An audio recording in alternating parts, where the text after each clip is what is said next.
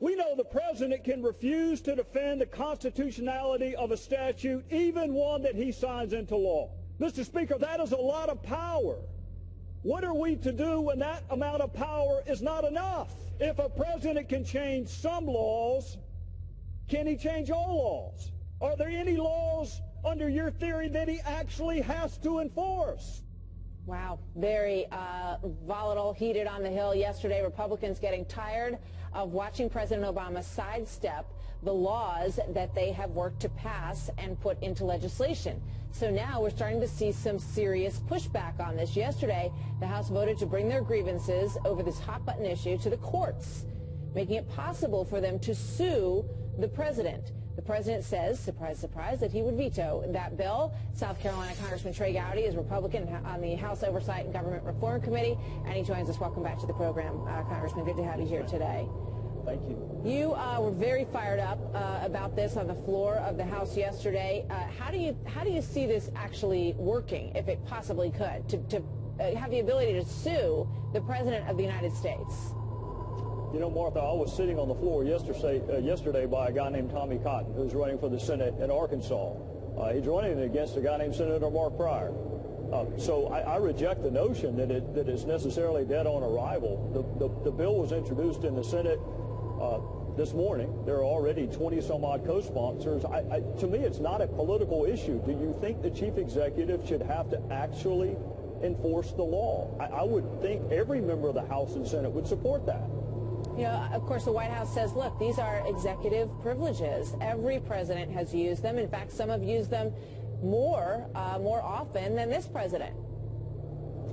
Well, I would make 2 points to that. First of all, I would compare and contrast the remarks of Senator Barack Obama from those of President Barack Obama, because he had a very different view when he was in the legislative branch. You know, I taught constitutional law for 10 years. I take the Constitution very seriously. The biggest problems that we're facing right now have to do with George Bush trying to bring more and more power into the executive branch and not go through Congress at all.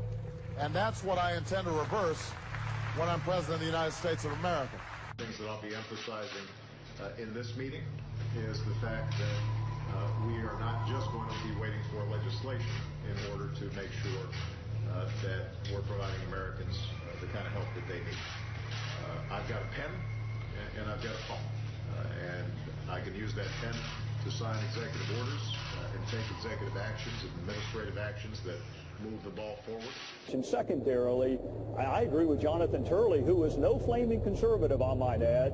This level of lawlessness is unprecedented. Yes, the Democrats were mad at Bush about things, and I'm sure when I was a kid not following politics, people were mad at the president about things, but this level of not enforcing the law, you just did a piece on the Affordable Care Act. 20-some-odd waivers, exemptions, and delays in a law that was written with specificity and particularity. How do you explain that? To the House addressing a big controversy in Washington. On executive authority, it would require the president to enforce laws passed by Congress, signed into law, but the White House already saying President Obama, he'd veto this bill if it ever arrived on his desk. You know, I taught constitutional law for 10 years. I take the Constitution very seriously. The biggest problems that we're facing right now have to do with George Bush trying to bring more and more power into the executive branch and not go through Congress at all. And that's what I intend to reverse when I'm President of the United States of America. What does Republican Senator Rand Paul think about that? Fresh off a CPAC win. Sir, good morning to you. Good morning, Bill. Thanks for having me. You back this bill on the Senate side. Congress has the legal authority to sue the president. Why is this even an issue?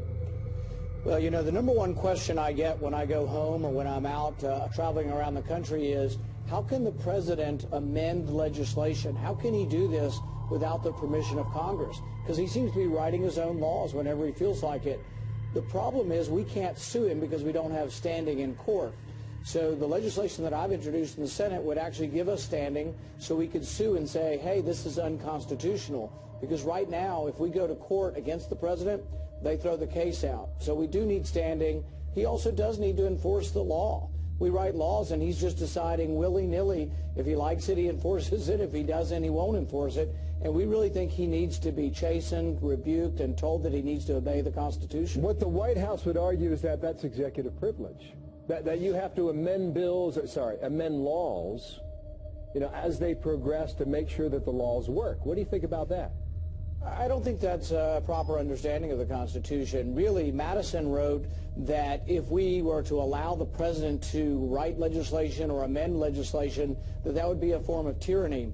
So no, that's not what our founding fathers intended by this. The executive is supposed to dutifully enforce the laws, and he's not supposed to cherry pick which laws he likes and which he doesn't. So I think if this can eventually make it into court, we'll win. But part of the question is, how do we get this into court? Wow. Well, I was surprised that 5 Democrats in the House voted for it yesterday, and that was courageous. And I think what they did is they looked at this bill as a member of the People's House or a member of the Senate instead of as a Republican or Democrat. And if you look at it from a separation of power standpoint, how can you not vote for something that says, Mr. President, you have to follow the Constitution? He doesn't have to sign the bill, Martha. Yeah. He doesn't have to defend its constitutionality. But with the Affordable Care Act, not only did he sign it, he went to the Supreme Court to great lengths to argue it's legal, and he's still not following. We got to go. But Turley said the founding fathers assumed that each branch would have such a strong instinct for self-preservation that you wouldn't need to do this.